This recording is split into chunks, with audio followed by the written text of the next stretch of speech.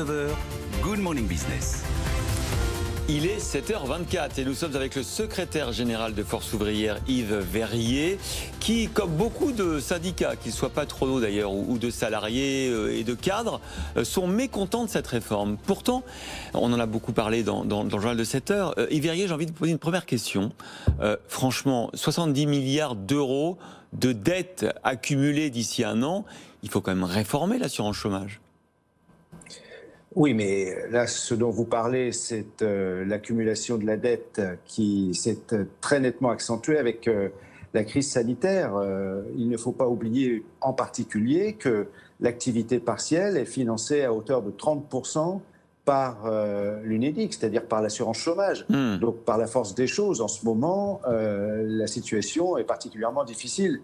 J'ai souvent expliqué, vous savez, que l'assurance chômage n'a pas été créée pour gérer la flexibilité, un chômage structurel. On est à plus de 6 millions de demandeurs d'emploi en catégorie A, B et C.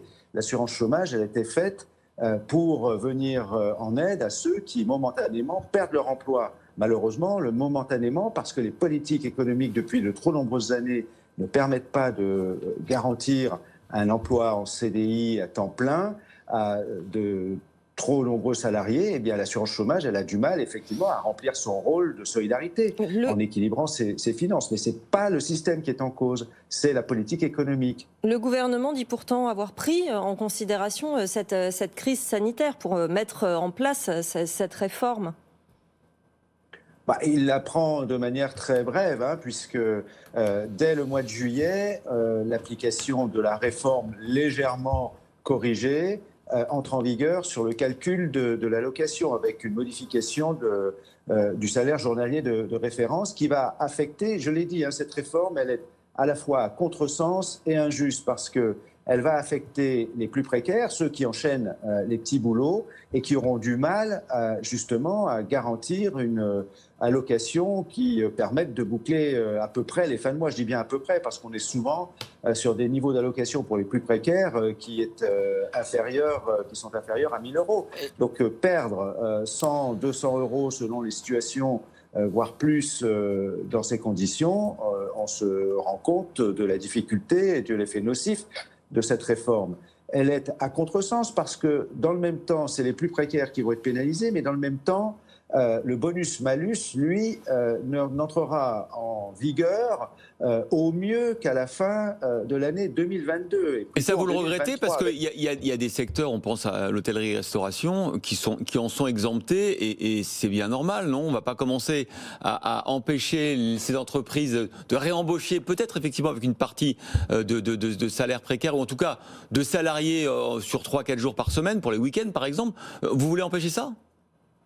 Non, je ne veux pas du tout empêcher ça. Ce que je voudrais, c'est que dans le même temps, on n'empêche pas ces salariés de pouvoir combler le manque d'emploi, parce qu'à la fin du mois, le loyer il tombe, il faut se nourrir, il faut se transporter. Donc on ne peut pas à la fois épargner les HR, ça je le comprends tout à fait, mais il ne fallait pas appliquer cette réforme aujourd'hui. Nous l'avons dit, il fallait stabiliser la situation sur la base de la convention que nous avions négociée en 2017, qui était en vigueur normalement si le gouvernement ne s'était pas ingéré jusqu'à la fin 2020.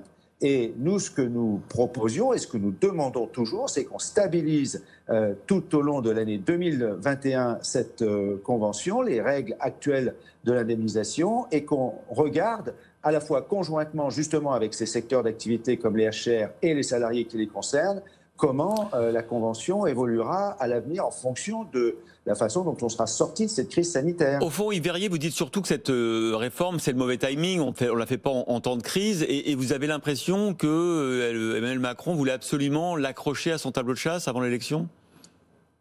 C'est exactement cela. Je pense que l'obstination l'emporte sur la raison. Il faut afficher qu'on a fait cette réforme envers et contre tout, et envers et contre surtout les salariés les plus précaires. Moi, je pense qu'il faut en finir avec ce cliché des salariés qui enchaîneraient les petits boulots en alternant avec de l'indemnisation, les combines, comme disait le président de la République lors d'un débat à ce sujet. Ce ne sont pas les salariés qui sont responsables des contrats qui leur sont offerts aujourd'hui. Mais Yves Verrier, vous reconnaissez quand même qu'il y a des anomalies, il y a des injustices. C'est pas normal que, vous savez, en matière de permittence, un salarié qui a travaillé le même temps qu'un autre touche 2 fois moins en termes d'indemnisation chômage. C'est pas normal, ça. Non, mais on compare des situations qui ne sont pas comparables. On compare la situation d'un salarié demandeur d'emploi qui travaillait en CDI à temps plein et qui tout à coup se retrouve au chômage, avec un salarié qui a travaillé sur la même durée, mais en intermittence parce qu'il n'avait pas de contrat à temps plein. Mais encore une fois, ça n'est pas de sa faute. Et ce que je reproche, moi, aux employeurs... Non, mais le travailleur en CDI va toucher 2 fois moins que le salarié qui était justement sur les emplois... Non, il ne touchera pas 2 fois moins. Ah, moins en tout cas. C'est pas vrai. C'est pas vrai. Non, on calcule, ils toucheront la même allocation. C'est pas le cas aujourd'hui, vous le savez, en matière de permittance. Sur les jours travaillés aujourd'hui. On fait le calcul sur les jours travaillés. Si vous avez travaillé 6 mois sur 6 mois pleins ou 6 mois sur une année, eh bien, avec le système demain, le salarié qui aura travaillé les mêmes 6 mois, mais sur une année et non pas sur les 6 derniers mois, lui verra son allocation diminuer.